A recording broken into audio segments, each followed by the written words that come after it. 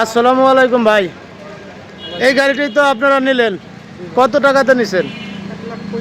1,35,000। কোথায় যাবে গাড়িটা?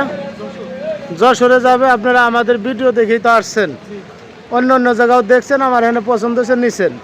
এই গাড়িটা নিলেন, আর একটা গাড়ি বায়না দিয়েছেন, কালকে নেবেন। তো গাড়িটা নিয়ে কি আপনারা খুশি আছেন তো? না আমাদের ব্যবহার আছে কোনো খারাপ কোনো কিছু পাইছেন আপনারা? যাক, উপর আল্লাহ যদি ভালো রাখে, পরবর্তীতে আবার কালকে একটা নেবেন।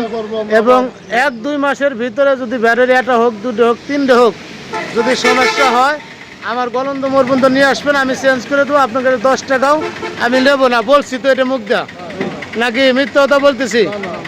ভিডিওতেও কিন্তু এরই বলে দিতেছি, এবং এই ভিডিওটা আমি অনলাইনে ছাড়িয়ে দেবো, আপনাদের সমস্যা নাই তো?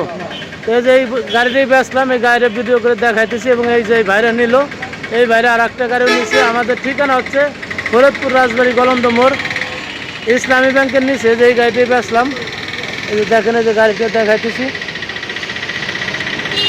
আর এই যে পিক আপে পাঠাইতেছি, পিক আপওয়ালার নাম্বারও আছে, এবং পিক আপের নাম্বারটাও দিয়ে দিচ্ছি। এই যে পিক আপের, এটা হচ্ছে পিক আপের নাম্বার, আমাদের গলন্দ মোড়েরই গাড়ি। এই যে দেখেন,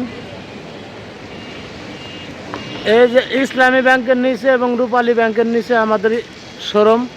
এই যে এই গাড়িটি বেচলাম। এই যে পিক আপ আমাদের গলন্দর মোড়ের। পিক আপ ভাড়া নিচ্ছে। পিক আপ ভাড়া কয় টাকা নিল ভাই? 5,000 টাকা। এই যে পিক আপওয়ালার নাম্বার আছে, পিক আপওয়ালা আমাদের গলন্দর মোড়ে। এই গাড়িটাই বেচলাম। এই যে আমাদের গলন্দর মোড়, এই যে দেখেন, এই যে পুরোটাই দেখা দিচ্ছি।